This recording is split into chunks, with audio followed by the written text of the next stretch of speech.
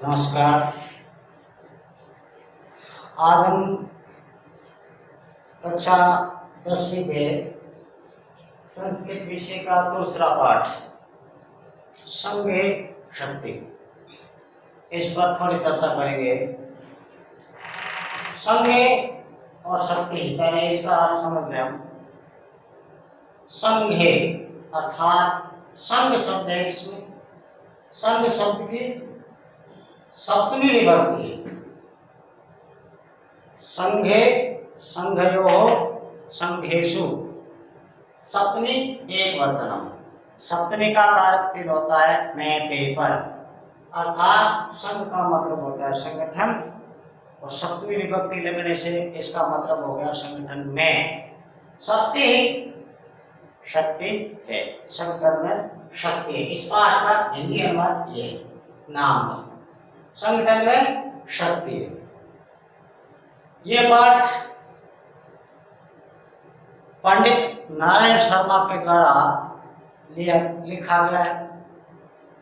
पंडित नारायण शर्मा ने ग्रंथ लिखा है जिसका नाम है हितोपदेश, उसमें से लिया गया है। हितोपदेश के 4 भाग बताए गए हैं, उसमें से एक भाग का नाम है मित्र लाभ, उसमें से लिया गया।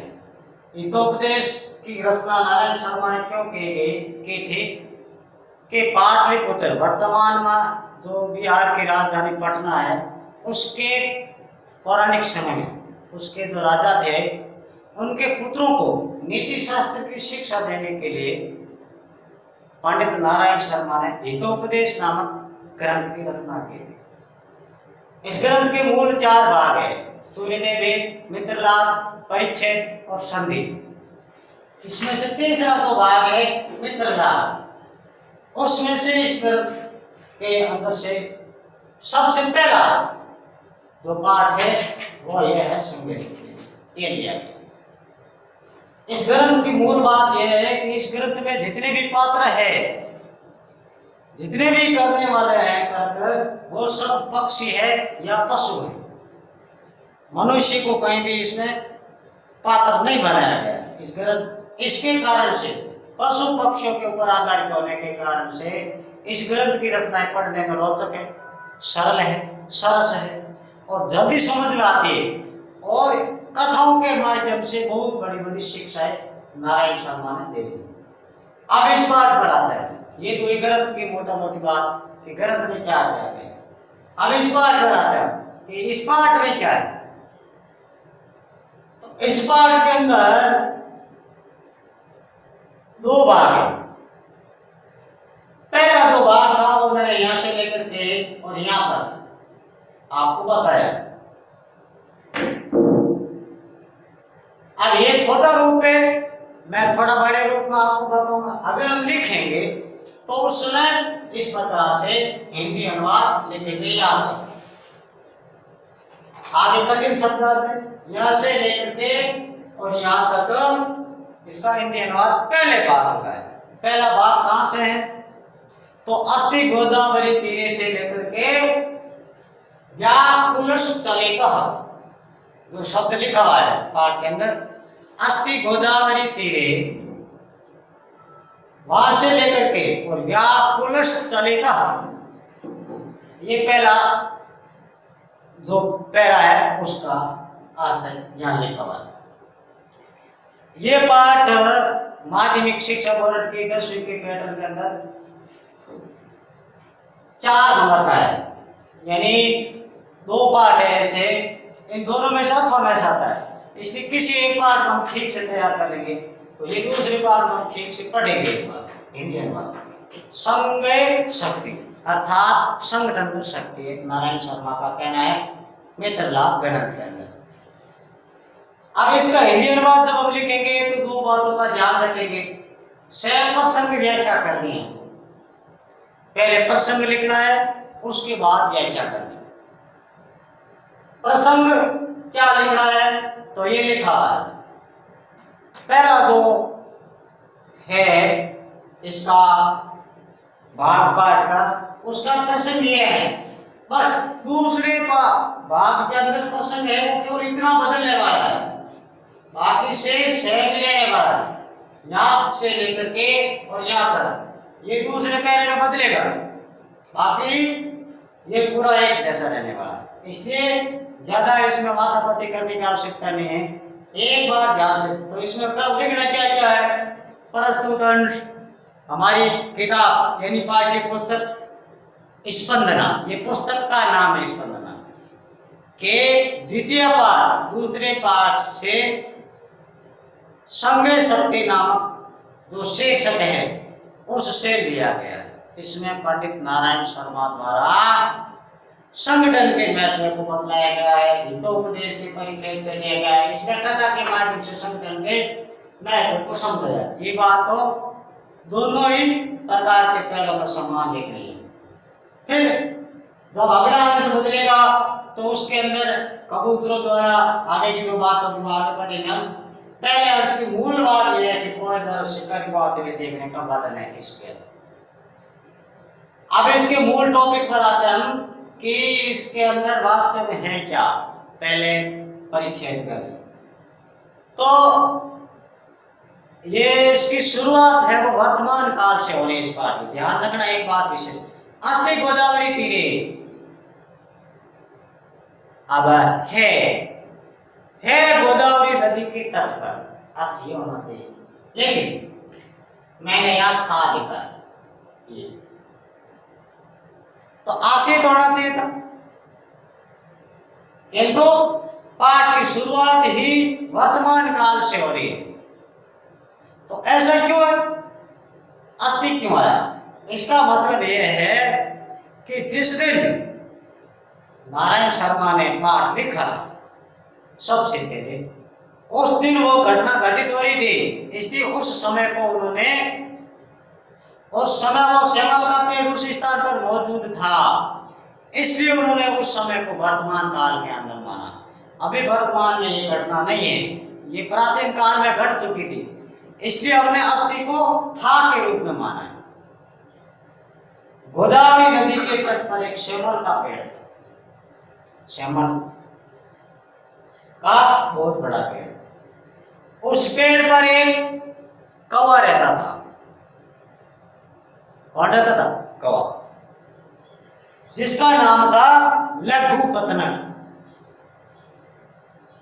लघु पतनक नाम का कौवा गोदावरी नदी के पास में एक बहुत बड़े श्यामल के पेड़ पर रहता था। उस पेड़ पर अन्य जानवर भी रात के समय में अपना समय व्यतीत करने के लिए आते थे। अनेक नाना दिग्देशात, नाना यानी अलग अलग प्रकार के, दिक यानी देशों यानी स्थानों से आकर के उस पेड़ पर निवास करते थे हजारों करोड़ों पक्षी। एक दिन रात के अंदर, रात्रि जब समाप्त हो रही थी, सुबह का प्रहर था, यानी सुबह की 5 से भोर हो रही थी, प्रभात का समय हो रहा था, उस समय भगवती देवी कुमुदिनी के नायक अर्थात सूर्य के प्रकाश से कमल खिलता है और चंद्रमा के प्रकाश से कुमुदिनी खिलती है। कमल का जो स्त्रीलिंग होता है वो होती है कुमुदिनी। कुमुदिनी ने अपनी पखुड़ियां समेटनी शुरू की और कमल खिलने वाला था, अर्थात सूर्य उदय होने वाला था। भगवान चंद्रमा अस्ताचल की चोटी पर विश्राम कर रहे थे। अस्ताचल यानी चंद्रमा डूबने वाला था, इधर से सूर्य निकलने वाला था, विश्राम किया। तब लघु पतनक नामक कौवा जाग गया, प्रभात का समय हो गया, इसलिए सब पक्षी से पहले ये कौवा जगा। उसने जागती सबसे पहले क्या किया, तो जागती जैसे ही उसने अपनी आंखें खोली, आंखें खोलते उसको यमराज के समान कीर्तांतमेव, यमराज के समान एक शिकारी को उसने आते हुए देखा। अब सुबह सुबह हमारे को कोई गलत चीज दिख जाती है तो हम भी कहते हैं मेरा मूड अपसेट हो गया। उसी प्रकार कौवे का मूड अपसेट हो गया, यानी उसने सबसे पहले सुबह किसको देखा? शिकारी को देखा। शिकारी को देखते कौवे के दिमाग में एक बात कर गई कि पता नहीं आज क्या क्या होगा।